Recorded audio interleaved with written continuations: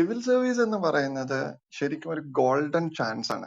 നിങ്ങളുടെ ലൈഫിൽ നിങ്ങൾ നിർബന്ധമായിട്ടും ട്രൈ ചെയ്യേണ്ട, നിങ്ങൾ നിർബന്ധമായിട്ടും ക്ലിയർ ചെയ്യേണ്ട ഒരു എക്സാം ആണ് സിവിൽ സർവീസ്. അത് എക്സാം ക്ലിയർ ചെയ്ത with all its limitations, this is going to give you wonderful opportunities.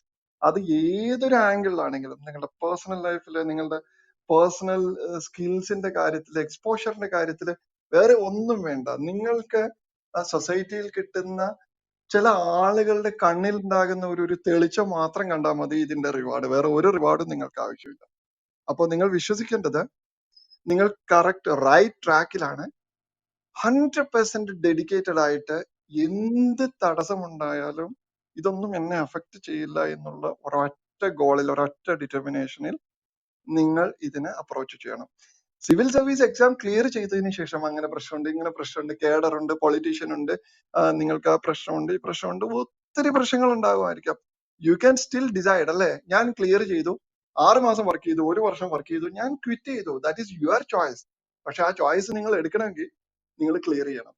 അപ്പോ ഫസ്റ്റ് തിങ്, ഇത് കഴിഞ്ഞിട്ട് സിവിൽ സർവീസിൽ വന്നതിന് ശേഷം ഉണ്ടാകുന്ന പ്രശ്നങ്ങളൊന്നും നിങ്ങൾ ഇപ്പൊ ആലോചിക്കേണ്ട ഒരാവശ്യമില്ല.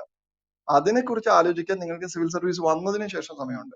ഇപ്പൊ നിങ്ങൾക്ക് മുന്നിൽ ഒരൊറ്റ ഗോളേ ഉള്ളൂ, സിവിൽ സർവീസ് എക്സാം ക്ലിയർ ചെയ്യുക എന്നുള്ളത്. അതിന് എത്ര നോളജ് ഇല്ലാത്ത ആളാണെങ്കിലും, ഇതുവരെ ഒന്നും പഠിക്കാത്ത ഒരാളാണെങ്കിലും, ഇന്ന് നിങ്ങൾ സ്റ്റാർട്ട് ചെയ്യുകയാണെങ്കിൽ തീർച്ചയായിട്ടും നിങ്ങൾക്ക് അതിന് ചാൻസ് ഉണ്ട്. So I wish each and every one of you all the very best. തീർച്ചയായിട്ടും നിങ്ങൾക്ക് എല്ലാവർക്കും ക്ലിയർ ചെയ്യാൻ പറ്റും എന്നുള്ള കോൺഫിഡൻസോട് കൂടി പ്രിപ്പയർ ചെയ്യുക.